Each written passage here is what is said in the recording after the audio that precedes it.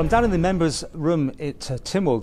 The morning sessions ended. It was a massive amount. In fact, didn't get through all the questions. But one that was standing out to me, well, it was a couple of ways you got involved about the Villa Marina, which leads on from what has been talked about and making headlines.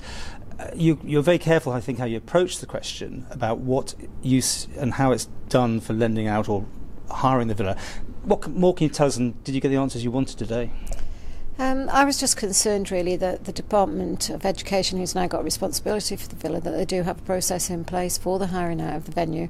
And really, I suppose I was looking for the types of organisations that can hire it. Now, the Minister's stated that they don't mind who they hire it to, which is, I suppose, a bit of a concern because anybody could be hiring it.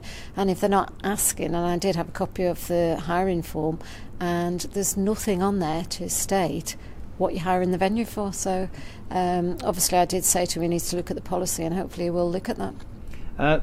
You took it a bit further. You actually talked about things which was denied on this particular... And we were being very careful, by the way, legally-wise, and I'm not going to step on anything here, but you went into sexual aversion and all sorts of things. So. Yeah, I talked about gay conversion therapy, which is something that's come up in the LGBT action plan that the UK government are looking at, and they're looking to ban it completely, and that's something that I'm incredibly keen that we follow and work with. In fact, I'd like us to go ahead of them in terms of not waiting for that response to come back on the Isle of Man.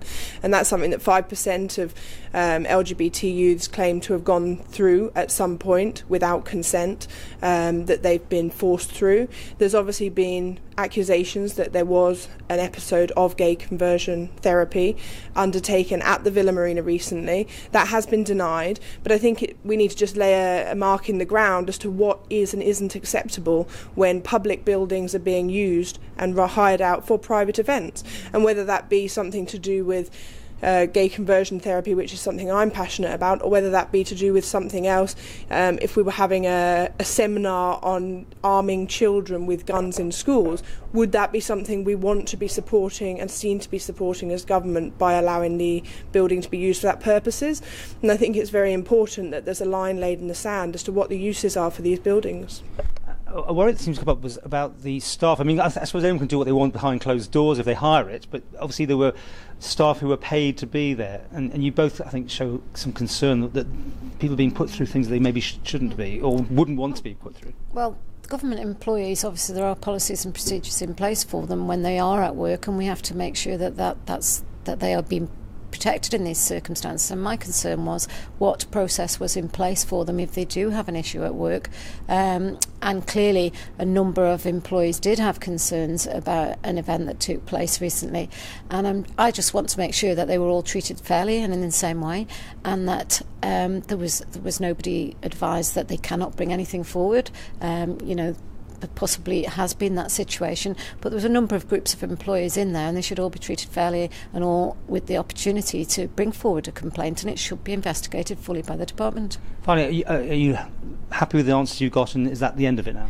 I think for me it highlights a further gap actually in terms of that booking, because if we're not taking information around what the premises are going to be used for, and the minister's telling us that if staff have got concerns about that usage for the event, then they can request not to be present, without knowing what it's going to be used for, I'm struggling to see how that circle can ever be completed and those staff can be truly given that opportunity to recuse themselves from being present at an event that may not be appropriate for them. But also that little step further, where there's things that are fundamentally concerning for a large portion of the population in terms of morality, is it appropriate that that sort of event is able to happen freely and without any questioning in a premises that's owned by government? Because I would argue that there has to be some limitation.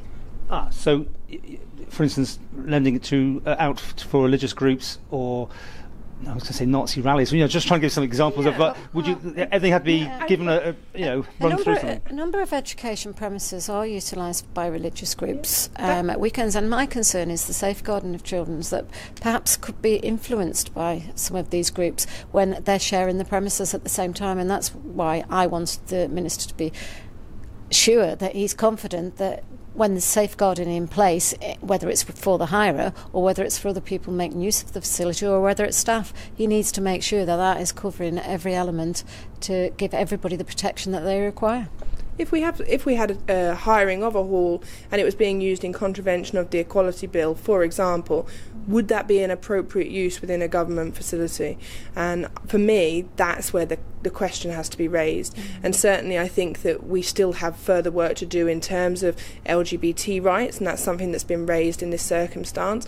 In terms of, there was obviously another story about someone being supposedly cured of cancer. That I'm actually slightly less worried about. I think that was an adult, that was someone who may have made a choice. I've come across people working in the medical profession who've opted to go for an entirely herbal cure for cancer.